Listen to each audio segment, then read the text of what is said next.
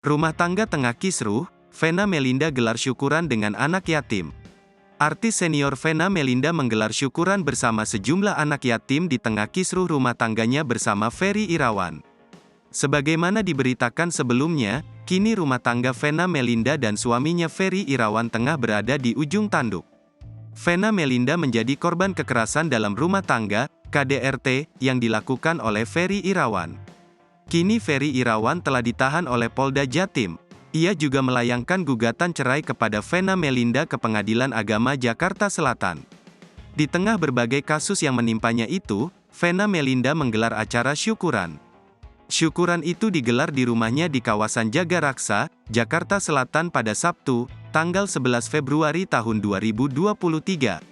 Ibu tiga anak itu turut mengundang sejumlah anak yatim dan meminta doa mereka agar bisa dikuatkan dalam menghadapi permasalahannya. Vena percaya bahwa doa dari anak yatim akan dikabulkan oleh Tuhan. Selain itu, Vena Melinda juga ingin lebih fokus terhadap dirinya ketimbang urusannya bersama Ferry Irawan. Vena menyebut bahwa dirinya ingin bisa selamat dan mendapatkan perlindungan. Vena juga ingin dirinya bisa merasa lebih kuat dalam menghadapi berbagai permasalahan. Ia juga ingin agar lebih percaya diri dalam menghadapi berbagai situasi.